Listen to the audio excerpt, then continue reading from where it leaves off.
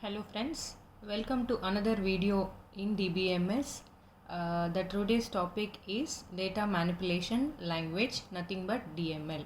As we discussed in the earlier video, we know that there are different languages under SQL, and we already discussed about various DDL commands in the previous video, and now we will discuss the commands that are present under data manipulation language.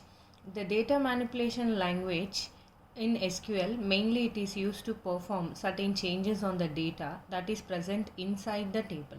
So earlier in DDL, the commands like create, alter, drop, these commands mainly were used to perform any alterations on the structure of the table, whereas this DML commands, the name itself is indicating data manipulation. So manipulation means the changes are done on the data that is present in the table. So there are mainly 4 commands or operations that are present under data manipulation language. The commands are select command, insert command, update command and delete command. Each and every command has got its own importance. So first we shall start with the command select. So the select command is mainly used to retrieve the data from the table. This select command, when used with a where conditional clause, the data can be retrieved as per the requirement of the user. The syntax of the select command is as follows. This is the basic syntax. Select star from table. This is like general English syntax on English sentence only. So here the star, this asterisk symbol indicates that it is used to retrieve all the data that is present inside the table. So here star means all rows of the data that is present inside the table, and from is a keyword, student is the name of the table, and select is a DML command. So once after this statement is executed, the output will be in such a way that like the number of rows that are selected, that are retrieved from the table. So the output can be in such a way. Suppose if we assume that the table student consists of 3 columns and 5 rows, the output will be in such a way. And this select also consists of other variations. So let us see what are the other variations of the select command. So the main thing here is, earlier we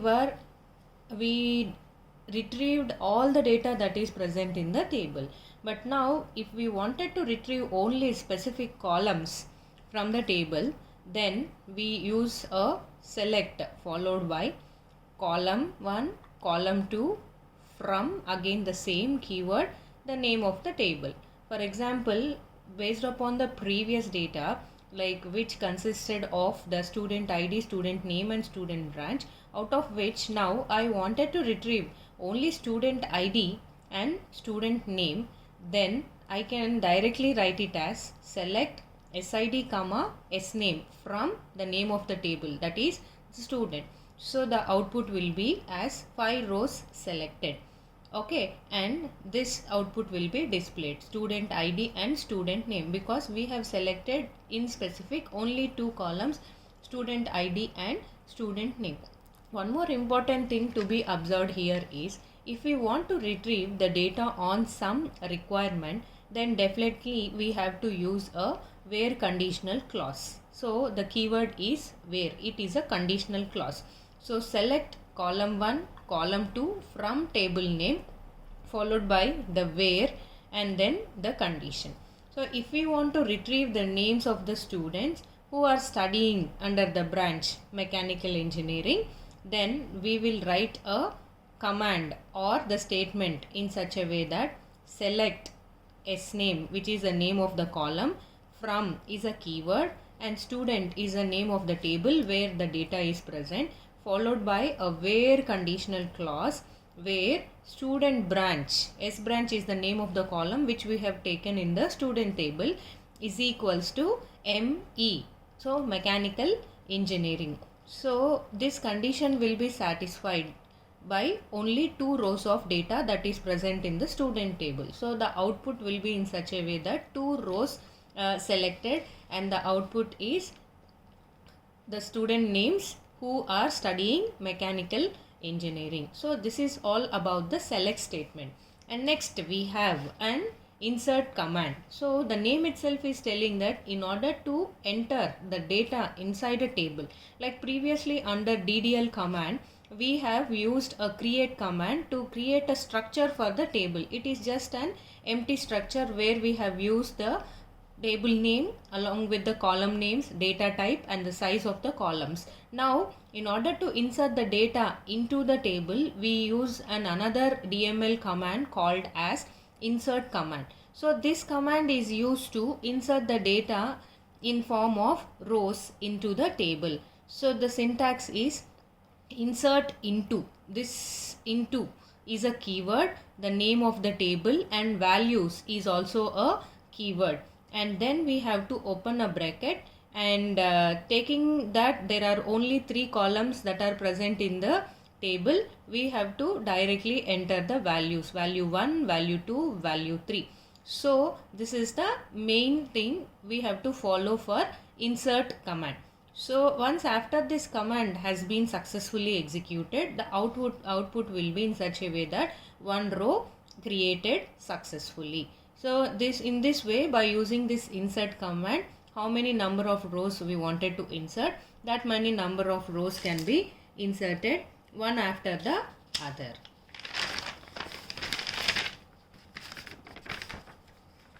And next we have the update command. So update command, the name itself is telling that in order to update any data that is present inside a table, we use this command. So usually update is used. So for example, some student shifted the locality or the address from one location to another location. So in such case, we can use this update command to change to the new address. Not only that, even to change any marks or attendance percentage, and even the mobile numbers or any email IDs. For doing such kind of operations, this update command plays a very major role.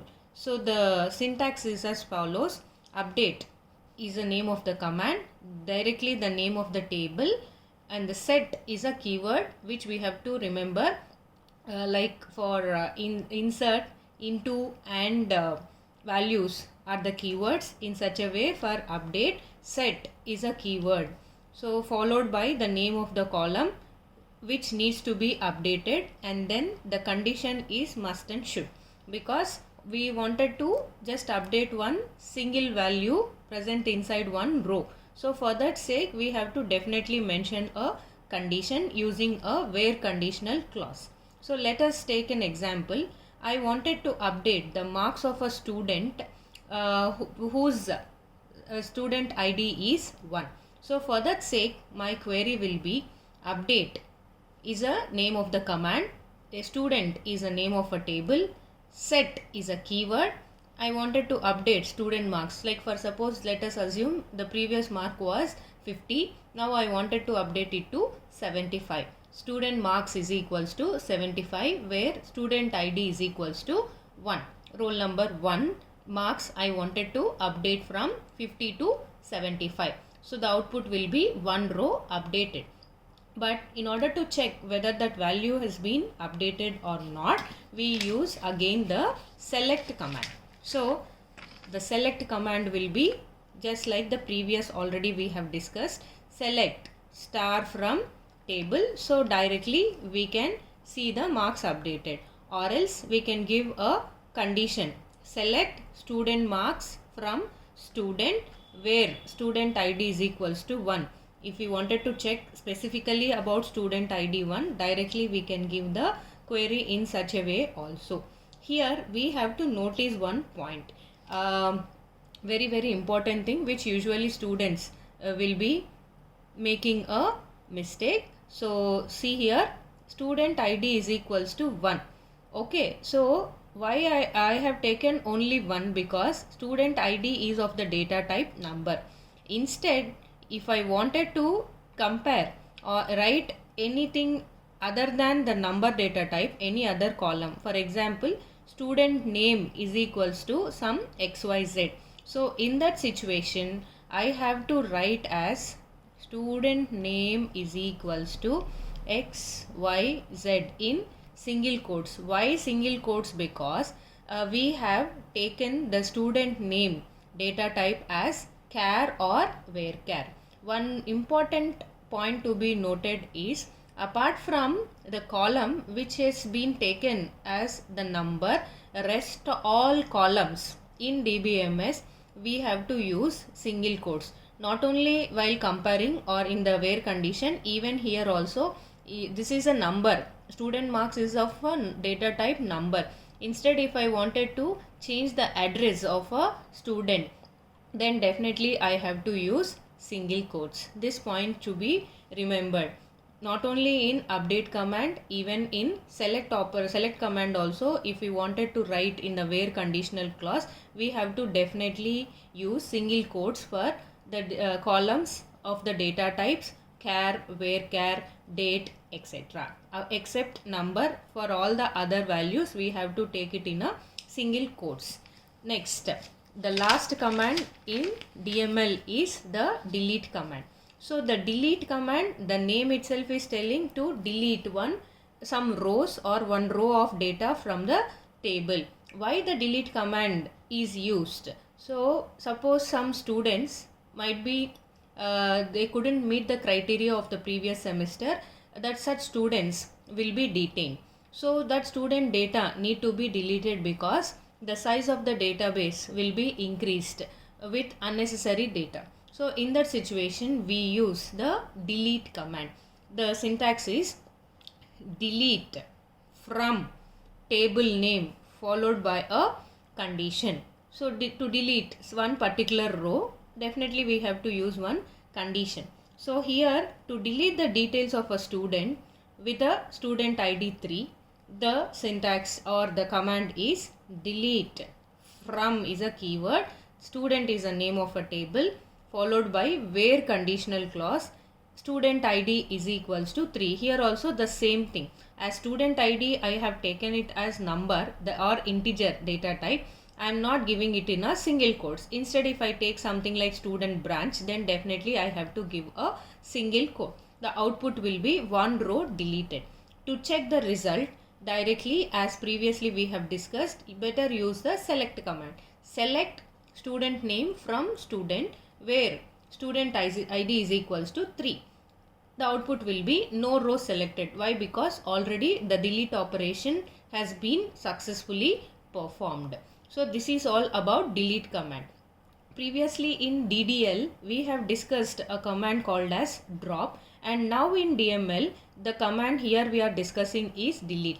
The main difference between the drop command in DDL and delete command in DML is the drop command will delete the entire data present in the table along with the structure. Okay, whereas in delete command only the data will be erased, but the structure will be remain as it is. So in later part of time, by using insert command, we can insert the data into the table by using the insert statement. So that is the major difference between the drop command and delete command. Thank you guys for watching the video.